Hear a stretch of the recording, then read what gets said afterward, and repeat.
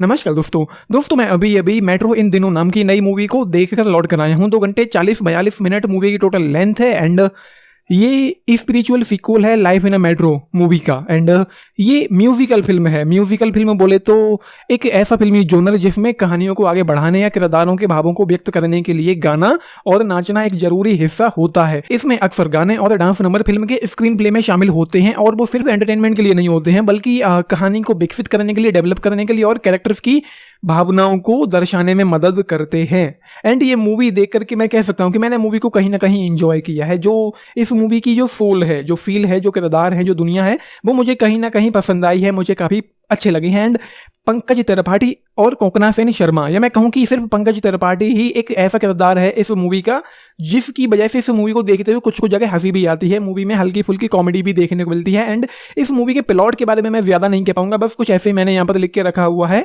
यह फिल्म आधुनिक रिश्तों और शहरी अकेलेपन पर केंद्रित है जिसमें कई कहानियों को एक साथ बुना गया है। ये स्टोरी अलग अलग metro cities like Mumbai, Delhi, Kolkata, Bengaluru में रहने वाले 4 अलग अलग कपल्स के प्रेम, चुनौतियों और भावनाओं को दर्शाती है।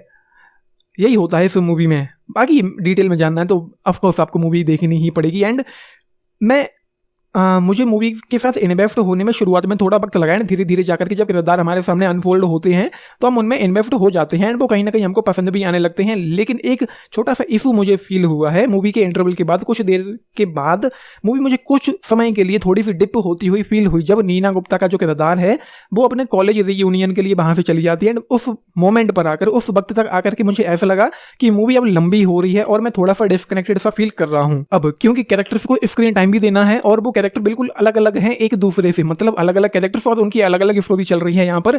तो एक के बाद एक, दूसरा, फिर तीसरा, फिर चौथा, ऐसे करके मूवी अलग अलग किरदारों पर जंप करती है। तो थोड़ा सा अटपटा सा लगता है, या मैं कहूँ कि वो ऐसा कुछ फील होता है जो आपको कहीं ना कहीं डिस्कनेक्ट करता ही है, क्योंकि थोड़ा वक्त उस किरदार को दिया जाना चाहिए। या मैं कहूँ कि वहां पर सिचुएशन कुछ ऐसी हो रही थी कि इतनी देर से मूवी देख रहा हूं जो कि थोड़ी लेंदी फील होने लगती है एंड फिर किरदार कुछ कर रहे हैं तो जल्दी जल्दी जंप करती है मूवी। तो ऐसे करके करके एक वक्त के बाद हमको फील होने लगता है कि हम डिस्कनेक्ट हो रहे हैं। एक्चुअली रात में मैंने आमिर खान का 5 घंटे का इंटरव्यू देखा था, तो उसमें रंगीला मूवी के बारे में बात करते हुए वो कहते हैं कि अगर थिएटर में आपको लोग हिलते हुए दिखाई पड़ते हैं तो समझ जाओ कि फिल्म की ग्रिप उन पर से छूट रही है। और ऐसा ही यहाँ पर भी कुछ हो रहा था। मैं मूवी हॉल में देख रहा था कि लोग या तो एक दूसरे से बातें कर रहे हैं या उठने की कोशिश कर रहे हैं या इधर से उधर हिल रहे हैं या कोई कैंटीन में जा रहा है, कोई बाहर जा रहा है, तो वो चीजें हो रही थी। और मुझे लग रहा था कि शायद वो जबरदस्ती इस मूवी के साथ चिपके हुए हैं, जिसकी वजह ऑफ कोर्स यही रही होगी क्योंकि उन्होंने पैसा खर्च किया है तो बीच में क्यों छोड़ करके जाएं।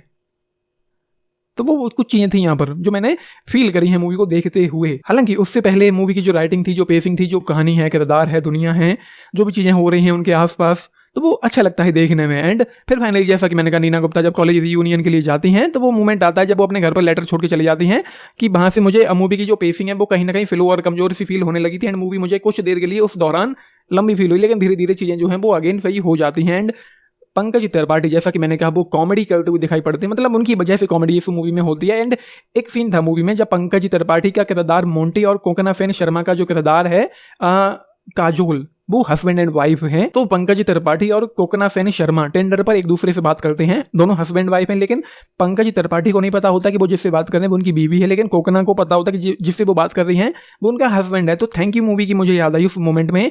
एक सीन था थैंक यू में जब सुनील शेट्टी जो है वो अपने गर्लफ्रेंड के साथ एक होटल रूम में होते हैं एंड इरफान खान और बॉबी देओल चुगली करके उसकी बीवी को उसी रूम में भेज देते हैं जहां पर वो अपनी बंदी के साथ चिपके हुए थे। और इत्तेफाक देखिए आपकी, सुनील शेट्टी की बीवी का नाम वहां पर माया था और यहाँ पर कोकना सेन शर्मा टेंडर पर जो फेक प्रोफाइल बना करके अपने ही हस्बैंड से बात कर रही होती हैं, उस किरदार का भी नाम, वो नाम भी माया ही था। तो वो अपने आप एक मैं कहूँ कि कोइंसिडेंस था जो भी था, लेकिन वो वही सेम टू सेम वही मोमेंट हो गया था जब पंकज त्रिपाठी को चड्डी में वहां से भागना पड़ता है, तो वो काफ़ी फनी हो गया था। तो पंकज त्रिपाठी की वजह से मूवी को देखते हुए काफ़ी कुछ हंसी आती है। तो ओवरऑल ये है मूवी।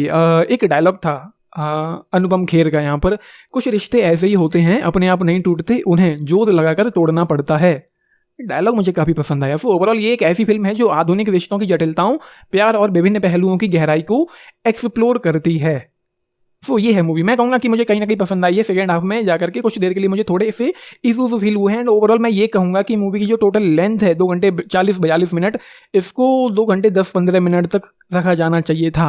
तो ये ओवरऑल जो परफॉर्मेंसेज हैं वो मुझे सभी की पसंद आई हैं, चाहे आदित्य रॉय कपूर हो, सारा अली खान हो, पंकज त्रिपाठी हो, कोकना सेन शर्मा हो, अली फजल हो, फातिमा सना शेख हो, अनुपम खेर हो या नीना गुप्ता हो। एंड वो एक किरदार और था प्रणय पचौरी, उनका भी काम मुझे पसंद आया है इस मूवी में। तो मैं कहूँगा कि भाई मूवी देखने जा सकते हैं, बस लेंथ का थोड़ा सा इशू आपको फील हो सकता है मूवी को देखते हुए।